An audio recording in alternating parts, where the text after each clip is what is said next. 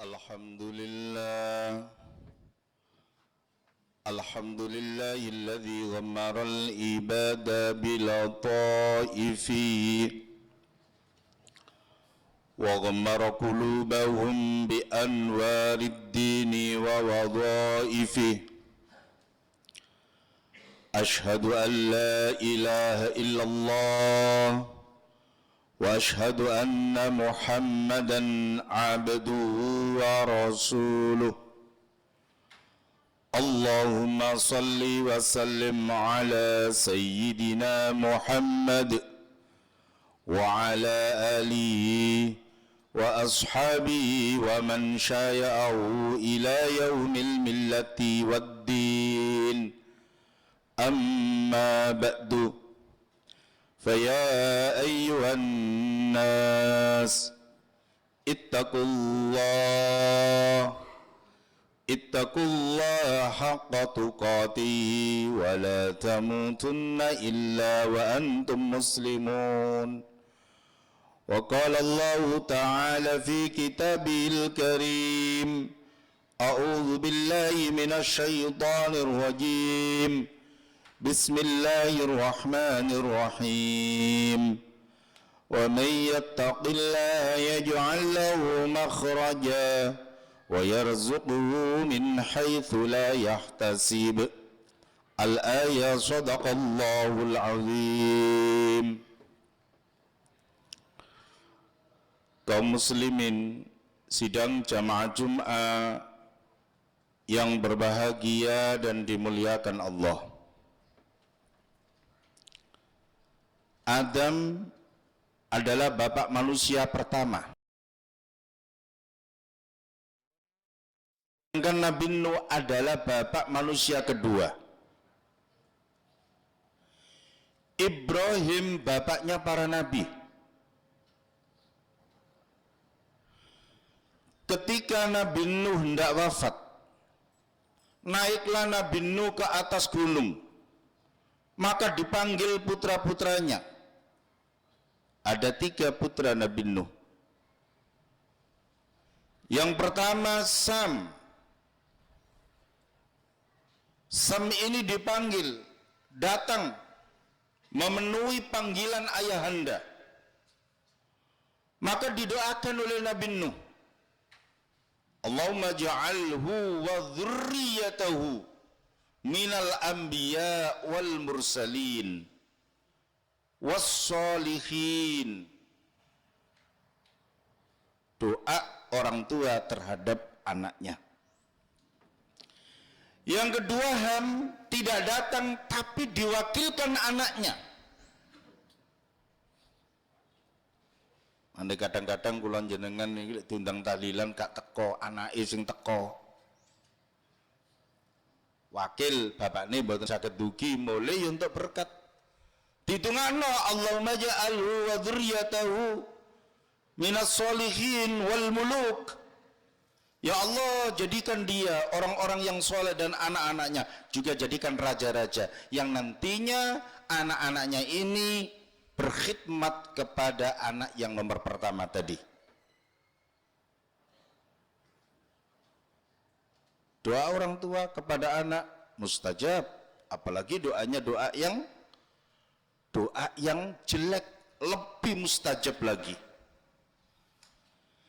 Anak yang ketiga bernama Yafet, tidak datang, tidak ngirimin wakil, maka didoakan doanya pun kurang baik.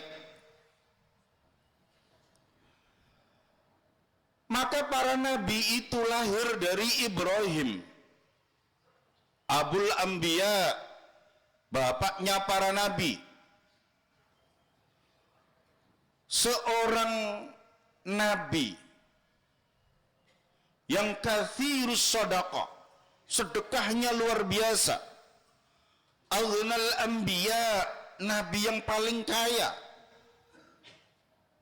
Kita dulu ketika SD, ketika ibtidaiyah, guru-guru kita mengajarkan nabi yang paling kaya itu anak-anak Nabi Sulaiman. Rumahnya dari emas, lantainya dari permata berlian. Tapi ada ulama yang berpendapat aghnal anbiya Ibrahim, nabi yang paling kaya itu Nabi Ibrahim. Kathirus sedekah, sedekahnya luar biasa. Nabi Ibrahim niki mboten sarapan nek durung nemok kanca dijak sarapan. Sehingga kalau pagi hari itu jalan ke timur 2 mil sampai 2 mil setengah, ke barat, ke selatan, ke utara 2 mil sampai 2 mil setengah. Kalau ketemu orang Yuhannas, siapa yang belum sarapan? Saya Nabi Ibrahim. Yuk ke rumah saya sarapan. Di rumah istri tercinta sudah siap biijlin hanit, pedet panggang. Insya Allah kita tidak pernah makan pedet panggang karena pada Indonesia tidak terbiasa. Kalau sate ada, ayam ada, semua ada, tapi pedet itu tidak terbiasa di Indonesia.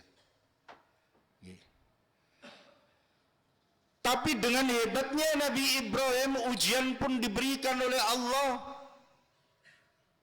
Ujian demi ujian diberikan oleh Allah. Fatammahun, disempurnakan ujian-ujian itu, dilaksanakan dengan penuh ketaatan kepada Allah. Bahkan Nabi Ibrahim ini nabi yang lama, tidak punya keturunan. Maka Allah perintahkan nikah, ya Ibrahim kau nikah lagi. Nikah sama siapa? Sayyidah Hajar. Hajar ini khadimah, bahasa Surabaya pembantu Siti Saro. Siti Saro putri seorang pejabat, berdarah biru, putri orang soleh, memiliki pembantu orang Mesir, Kibeti. Sayyidah Hajar, anak orang biasa tapi soli. Maka dinikah oleh Nabiullah Ibrahim. Maka lahirlah dari Sayyidah Hajar ini Ismail. Dari Ismail ini lahir generasi-generasi yang hebat-hebat, ditutup baginda Rasulullah Muhammad sallallahu alaihi wasallam. Maka keturunan Ismail ini disebut Al-Arab. Man huwal Arab wa auladu Ismail, dia adalah keturunan Nabi Ismail. Maka rupanya Sayyidah Hajar pun ya napa mboten enak atine. Waduh, Hajar dia anak gak dia anak. Maka kasih kabar gembira oleh Allah. Hajar pun punya anak. Lahir dari Hajar ini Ishak. Ishak memiliki anak Yakub dan Ais. Ais ini jadilah Bani Israel. 12 anak Nabi Yakub. Jadilah Israel, yang pertama Yahuda, yang terakhir Benyamin, nomor 11 Yusuf alaihissalam. Maka dari Ais ini lahirlah orang-orang raja-raja di Eropa. Maka nabi-nabi itu Dawud, Sulaiman, Musa, Harun, Isa, semua dari Nabi Ismail alaihissalam. Maka ketika Nabi Muhammad diangkat menjadi nabi, orang-orang Israel hasadan, hasud. Kenapa kok Muhammad yang jadi nabi? Kenapa enggak kami? Kami ini loh keturunan berdarah biru. Bapak kami nabi, mbah kami nabi, leluhur kami nabi. Kenapa Muhammad? Muhammad itu siapa? Muhammad anaknya orang biasa, bapaknya biasa. Ismail itu siapa? Ismail itu anaknya Hajar. Hajar itu khadimah Sayyidah Saro. Ini yang membuat orang-orang Israel itu hasad dan takabur. Maka turun Jibril. Nabi Ibrahim jenengan bela wedhus sak monten katahe. Sing dibeleh ku 1000, untahe kathah, sapine kathah, sedekahe luar biasa. Napa krana jenengan saking kepingin duwe anak niki? Niki jenengan pun diparingi karo Allah sing jenenge Ismail. Oh mboten. Semua saya persembahkan kepada Allah. Maka kan ada inna sholati wa nusuki wa mahyaya wa mamati lillahi rabbil alamin. Salatku, ibadahku, semua mati hidupku ini aku persembahkan kepada Allah. Maka ketika Nabi Ibrahim ditanya, nek jenengan mbek iki anak Ismail sing ganteng niki kira-kira sampean cinta mana dengan Allah? Loh, cinta Allah. Jangankan wedhus sapi unta, anak disuruh beleh maka akan saya sembelih, kata Nabi Ibrahim. Maka Allah kepingin bukti benar ndak Ibrahim itu loyal, maka dikasih mimpi tanggal 7 ngimpi, ndak dihiraukan. Tanggal 8 ngimpi, ragu, saya ngimpi kok 2 hari berturut-turut mimpinya sama, maka tanggal 8 disebut yaumut tarwiyah. Tanggal 9 juga begitu, baru nyadar bahwa ini adalah perintah Allah, betul-betul ini perintah Allah. Maka dalam Sahih Bukhari diterangkan, ru'yatul anbiya wahyun, mimpinya para nabi itu wahyu, tidak sama dengan mimpi kita. Kalau mimpi kita itu kepengen sepeda motor gak keturutan, ngipi numpak sepeda motor nang Masjid Agung. Ini kalau mimpi kita. Tapi mimpinya nabi, para nabi itu adalah wahyu dari Allah Subhanahu wa taala. Lantas Ismail dipanggil, diajak diskusi oleh Nabi Ibrahim. Apa kata Nabi Ibrahim? Qala ya bunayya inni ara fil manam anni adbahuka fanzur madza tara. Qala ya abati if'al ma tu'mar satajiduni insyaallahu minas sabirin. Qala ya bunayya, wahai anakku, inni ara fil manam, bapak iki ngipi nak diperintah Allah mbeleh sampean, kira-kira menurut panjenengan bagaimana? Inilah ayat seperti Nabi Ibrahim yang harus kita tiru. Tahu ini perintah Allah, tapi Nabi Ibrahim tidak diktator, tidak a priori, tidak memaksa anaknya. Anak diajak musyawarah, anak diajak diskusi. Pentingnya kita dari hati ke hati ngajak ngobrol anak kita, apa sih karepe iki apa? Sekolah tok apa sekolah mbek mondok apa mondok tok? Ini kita ajak seperti itu. Maka ayat seperti Ibrahim dibalas oleh Nabi Ismail. Qala ya abati if'al ma tu'mar satajiduni insyaallahu minas sabirin. Bapak, kalau memang itu perintah Allah, sudah laksanakan. Insya Allah saya akan menjadi orang-orang yang termasuk golongan orang-orang yang sabar. Jenengan sabar, kula nggih sabar. Mun mangkile ajeng mbeleh kula sampean tutupi sirah kula. Kersane jenengan tego.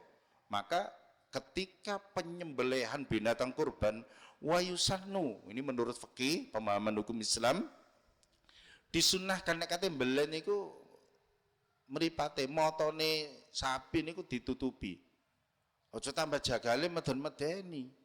Gamane dituturno maringi awakmu. Jangan seperti itu membuat takut. Nggih. Maka dibawalah Nabi Ismail ten lapangan Sokhra, itu lapangan gitu, untuk disembelih menunaikan perintah Allah. Iblis datang, digoda ini Nabi Ibrahim. Ya Ibrahim, anakmu iki kok enteni suwe, mosok wis gede ganteng lucu ngene kok kate kok beleh. Aku ngerti ku perintah Allah, minta dong keringanan sama Allah, minta dispensasi, minta diskon. Mbok jangan anakmu kambingnya dinaikkan 3.000, ontanya yang asalnya 100 jadi 200, sapinya yang asalnya 300 jadi 600. Maka lantas Nabi Ibrahim ambil kerikil, ambil batu, dilempar itu iblis. Maka peristiwa ini diabadikan dalam Al-Quran, dan ini menjadi salah satu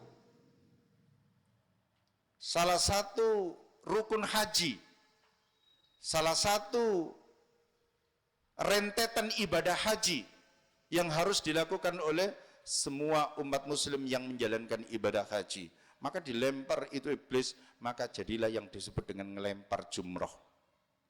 Maka ketika disembelih Nabi Ismail itu, ternyata Sing tugel niki bukan sirai Nabi Ismail, tapi ndase wedhus. Ini implementasi dari ayat Al-Quran, dari firman Allah, wa may yattaqillaha yaj'al lahu makhraja. Orang-orang yang betul-betul bertakwa kepada Allah, yaj'al lahu makhraja, maka Allah akan memberikan jalan keluar. Wa yarzuquhu min haitsu la yahtasib, dan Allah akan memberikan rezeki yang tidak terkira-kira. Ini implementasi dari firman Allah, di mana loyalnya Nabi Ibrahim kepada Allah.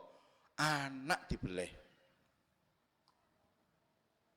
Ya kalau jenengan dikan beli anak napa wedhus napa sapi milih pundi mun sak kersa jenengan. Wahai fulan, akankah engkau tahun ini 2026 engkau menyembelih sapi atau onta atau kerbau atau kambing? Masih berpikir. Ya udah, kalau kamu berpikir dah anakmu sing lemu belen, bagaimana kita menanggapinya, meresponnya ketika datang andai kata perintah seperti itu? Ini. Maka Rasulullah Shallallahu Alaihi Wasallam dalam satu hadis, man lahu sa'atun falam yudahhi fala yaqrubanna musallana. Barang siapa yang oleh Allah diberikan keluasan rezeki, sedangkan engkau tidak berkorban, maka jangan dekat-dekat musolaku. Mazhab Abu Hanifah mengemukakan kurban niku wajib kanggo wong sugih. Beda dengan mazhab Syafi'i, sugih sunnah. Abu Hanifah wajib. Maka sejak peristiwa Nabi Ibrahim itu kita diperintah oleh Rasulullah untuk menjalankan ibadah kurban. Wattabi millata Ibrahim hanifa. Muhammad, maka ikutilah jejak Ibrahim yang lurus. Dan Rasulullah Shallallahu Alaihi Wasallam mengikuti jejak Nabi Ibrahim. Kita umat Nabi Muhammad diperintah oleh Allah untuk mengikuti Nabi Muhammad Shallallahu Alaihi Wasallam. Kaum muslimin sidang jamaah Jum'ah yang dimuliakan Allah. Maka kurban itu ada dua macam. Yang pertama kurban nazar. Misal jenengan nazar ngeten, kurban wajib. Ya Allah, lah anak kula ketampi sekolah gelem mondok, ya Allah anak kula gelem sekolah, bon kula nazar mbeleh sapi rego 30 juta. Ternyata anak jenengan mau sekolah mau mondok, maka jenengan wajib menunaikannya. Maka konsekuensinya nazar yang seperti ini, orang yang bernazar tidak boleh memakan daging kurbannya. Maka panitia kurban harus tahu seperti ini. Dibeda-bedakan, ditanya ini kurban nazar atau kurban sunnah, begitu. Yang kedua kurban biasa sunnah, jenengan rezekinya kata pun dibetotan masjid, disembelih. Ya sudah, lah orang yang kurbannya kurban sunnah ini disunahkan memakan daging kurbannya, karena pada zaman Nabi ketika ada penyembelihan kurban ditanggeti, sapa sing kurban niko Kanjeng Nabi, wis kayak ono dagingi. Ya kayak ini ku sak pinten wallahu a'lam. Sebagai ono sak kilo, 2 kilo. Makanya kalau ada orang datang ke Masjid Al-Hikmah, Pak Tamir saya mau kurban sapi harga 40 juta, saya minta 10 kilo, udah kasih aja enggak apa-apa. Saya minta sampel siji, sudah kasih enggak apa-apa. Saya minta sampel 2, sekon belet dhewe lek sampel loro dijaluk. Nah masjidnya mana apa itu? Seperti itu. Maka kepada siapa daging kurban ini dibagikan? Kurban yang wajib dibagikan hanya untuk umat muslim. Sedangkan kurban yang sunnah, karena ini sifatnya sedekah, maka boleh dibagikan muslim. Non muslim yang tidak harbi, yang tidak memusuhi umat muslim. Orang kaya boleh, orang miskin juga diperbolehkan. Lah problemnya akhir zaman ini banyak orang sing gak tahu sapa masjid, gak tahu sholat di masjid, dijak tahlilan ya ora tahu teko, dijak majlisan ya ora tahu teko, mencelok masjid gak tahu, Idul Fitri ya ora moro, Jumatan ora tahu moro, tapi ketika Idul Adha maksa mara nggawa gaman, maksa melok dadi panitia. Akhirnya dengkul hilang, buntut sembarang hilang. Ini problem akhir zaman. Ada juga orang itu yang ketika diajak korban tidak mau. Alasannya gak ndek duit. Tapi rokok sedino telung cepet. Sak cepet 30.000, ping telu 100.000. Coba itu. Kalau kali 1 bulan berapa? Kalau kali 1 tahun berapa? Maka di bulan Dzulhijjah ini kita diperintahkan oleh Nabi, dan ini bagian daripada sunnatun muakkadatun, sunnah yang sangat dianjurkan. Mari kita sisihkan sedikit rezeki kita. Kita buktikan cinta kita kepada Allah. Kita buktikan loyal kita kepada Allah. Karena Allah janji, wa may yattaqillaha yaj'al lahu makhraja. Orang yang loyal akan aku berikan jalan keluar. Jangan kita minta pertolongan terus, minta rezeki terus, minta jalan keluar terus. Ya Rabbi, Gusti niki pun wayah Dzulhijjah nyambut gawe kok angel terus, sing dijaluk urusan dunya tok. Padahal ketika kita sholat, semua umat muslim berikrar, dan ikrarnya ini menjadi bagian daripada rukun sholat. Apa? Yaitu suratul Fatihah. Iyyaka na'budu wa iyyaka nasta'in. Kepadamu ya Allah kami beribadah, kami mengabdi, kami ngawula. Wa iyyaka nasta'in, dan kepadamu ya Allah kami minta pertolongan. Pertolongan sudah diberikan oleh Allah kepada kita. Allah berikan iman kepada kita, pertolongan yang sangat luar biasa. Allah berikan kesehatan kepada kita. Allah berikan kesehatan kepada keluarga kita, anak kita. Ini pertolongan-pertolongan yang luar biasa. Tak kalah luar biasa. Yang paling luar biasa ketika Allah berikan pertolongan, kita duduk di masjid ini menjalankan ibadah sholat zuhur, ibadah sholat Jumat, ibadah sholat asar, ibadah sholat maghrib, ibadah sholat subuh. Ini pertolongan yang diberikan oleh Allah yang tidak ada bandingannya. Maka di bulan Dzulhijjah, mari kita sisihkan sedikit rezeki kita, membuktikan keloyalan kita kepada Allah. Mari kita berkorban. Dadi wong aja gelem daging kurban ae, tapi gak tahu gelem kurban. Yang kedua, yang terakhir, mari kita puasa Dzulhijjah. Nek sakit nggih tanggal 1 sampai tanggal 9. Nek mboten sakit paling mboten nggih tanggal 8 kali tanggal 9 Tarwiyah dan Arafah. Mugi-mugi kula panjenengan sedanten dosane disepuro kalih Allah. Semoga Allah kumpulkan kita bersama orang-orang yang diberikan pertolongan oleh Allah Subhanahu wa taala. Barakallahu li wa lakum fil Qur'anil azim wa nafa'ani wa iyyakum bima fihi minal ayati wa dzikril hakim. Innahu huwat tawwabur rahim. اللهم صل على سيدنا ومولانا محمد